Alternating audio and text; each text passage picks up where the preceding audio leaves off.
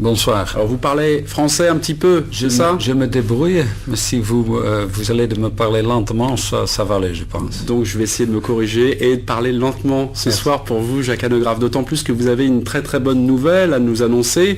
La formation Unibet change de nom lorsqu'elle courra sur le territoire français. Alors la première question, comment va s'appeler Unibet lorsque votre équipe va courir sur le territoire français? Oui, ça va être nommé Canyon, l'équipe Canyon. Canyon était déjà une sponsor de notre équipe. La couleur du maillot, ce sera quoi? Noir et orange. Comment alors, avec ce nouveau maillot, avec ce nouveau nom, disputer aujourd'hui des courses en France? C'est un peu... Voilà, c'est peut-être une question Je suis pas avocat, et c'est une question qui m'a jamais été posée en avance, mais surtout Canyon, c'est une grand sponsor de notre équipe avec une très très grand investissement financier pour eux.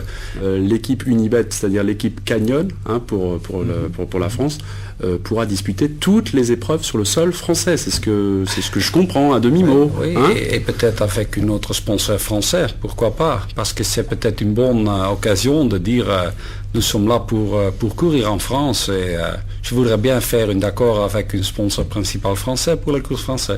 En ce moment même, ASO, la Société du Tour de France, qui notamment organise Paris-Roubaix, puis qui donne les invitations, se renseigne justement sur la faisabilité, c'est-à-dire les petites modifications que vous avez faites dans votre équipe. Ils se renseignent pour savoir si c'est légal. C'est pour ça que je vous posais ces questions-là.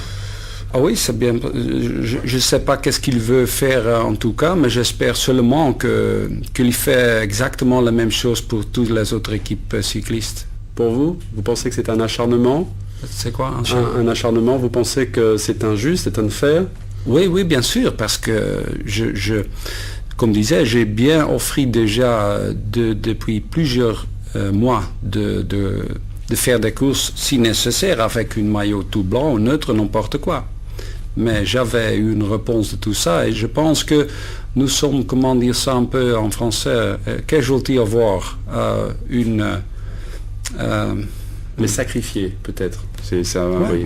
Les sacrifiés. Entre qui? Entre ASO et UCI. Vous êtes finalement pris en otage. C'est ce que vous êtes en train de dire. Je pense, oui, parce que, et ça c'est dommage, notre équipe n'a pas eu la possibilité, mes coureurs surtout, n'ont pas eu la possibilité maintenant de prendre des points pour le Pro Tour. Si cette année, pas de Paris-Roubaix, si cette année, pas de Tour de France, la formation Unibet est morte, vous mettez la clé sous la porte à l'issue de cette saison, oui ou non?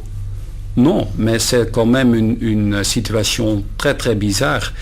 Et à mon avis, pour le cyclisme mondial, c'est dodelijk, mortual. Mortel, ouais. Voilà. Donc l'avenir du cyclisme mondial passe...